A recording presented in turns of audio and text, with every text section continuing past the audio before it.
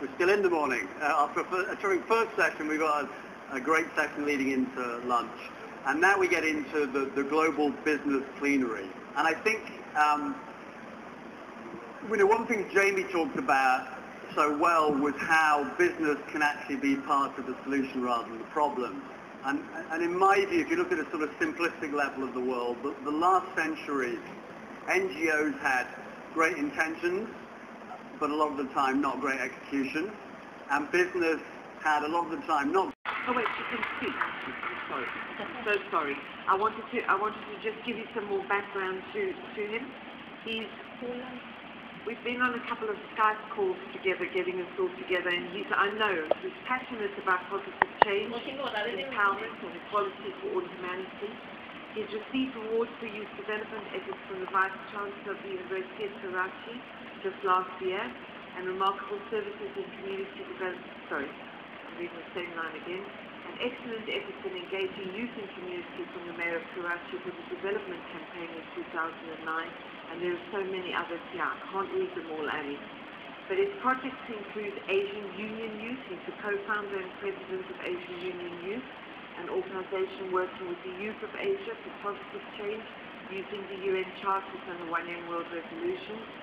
He's the president of Youth NGO, and he's the team leader of an amazing program called I Own Karachi, which encourages citizens of all ages to own the city of Karachi and the community and to take responsibility for it. So, Muhammed Ali Mustafa.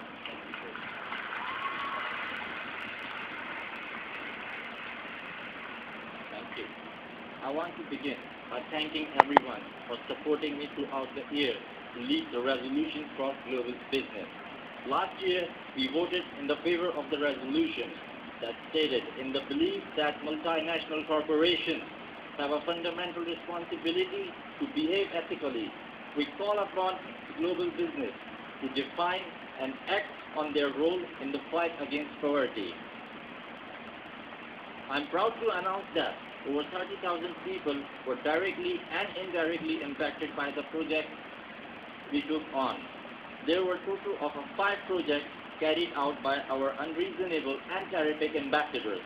Christian Covenant from Germany worked on the project Business Students Without Borders, which implemented Christmas in shoebox. More than 40 shoeboxes were filled and wrapped by students and staff members of the university and sent to the needy children in Central Asia and Eastern Europe. Adam Purvis from United Kingdom worked on a fantastic project, Power of Youth, which is building a community that offers free knowledge, funding and inspiration from the world's best young entrepreneurs, working with the next generation of leaders to turn inspiring ideas into action. James Alchemy from Haiti is working on the project Act for Hope, which aims to train and employ young Haitians in caring for chickens and selling the eggs, incubating them to increase chicken stocks, and providing wholesome and healthy meals for school children to help them make the most of their educational opportunities. My project, Generation Next, the Voice of Youth, aims to empower youth in every sector of life and provide business and employment to the people in poverty in Pakistan, especially to the people from the terror-affected areas and for the flood victims last year. There were many challenges we faced by our ambassadors in making our projects happen and making our dreams a reality. For example, people didn't always take us seriously. We faced lack of funding, lack of mass support, using and mobilizing networks. However, this did not stop us. Our ideas were big enough and strong enough to say to the older generation that, you know what, we are unreasonable people. And you will see it through our results and our actions, and we proved it over time. Instead of fundraising, we actually earned money and adopted social entrepreneurship to run our projects. Using and mobilizing our network was greatly helped by teamwork. Social media played an important role in making our project successful. Facebook, Twitter, YouTube, and blogs became the source of information for people around the globe about our project. This shows if you are determined, there's always a solution. Now, allow me to introduce to you one extremely determined ambassador, Michael II. Area of global business. I would like to introduce the One Young World Resolution 2011 for global business. In the belief that global business have the power and responsibility to relieve poverty and improve working and living conditions in the developing world, we resolve to support companies who transparently demonstrate that they are attempting to alleviate poverty through ethical employment and training in developing nations. Therefore, I call upon the attending delegates of the One Young World 2011 Summit to adopt the resolution and carry on the cause. We call upon you, the delegates to One Young World, to create the One Young World list of the companies that we believe are transparent in their efforts in delivering ethical employment and training in developing nations, and take all possible steps to create awareness of the list. Thank you, my dear fellow ambassadors and delegates.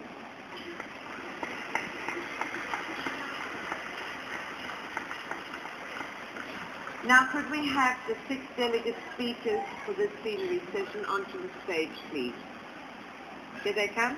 Give them a round of applause.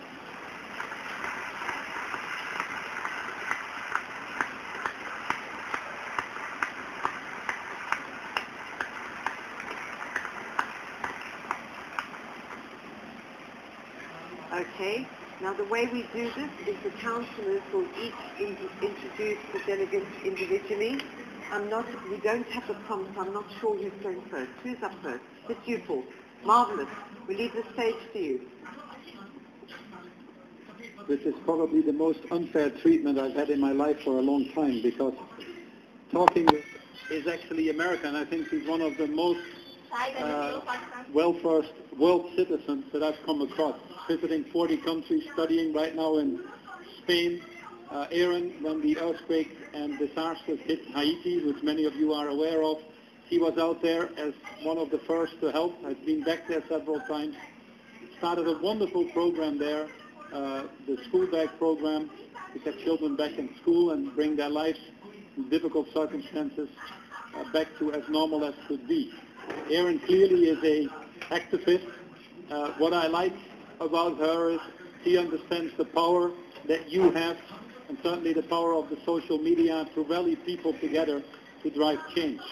Through her numerous blogs, websites, and activities, she has a following that at normal times was 30,000 or more people, but she's just telling me that her latest initiatives that she launched, which she called the Green Challenge, is getting over 1 million people activated. And if the world needs an Aaron, we certainly have found one, and I'm glad I met her. Welcome.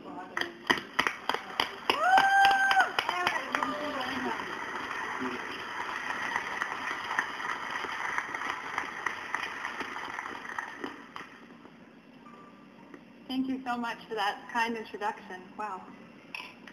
So we're here talking business, in which capital plays a huge role, obviously, and rarely am I in the presence of such vast human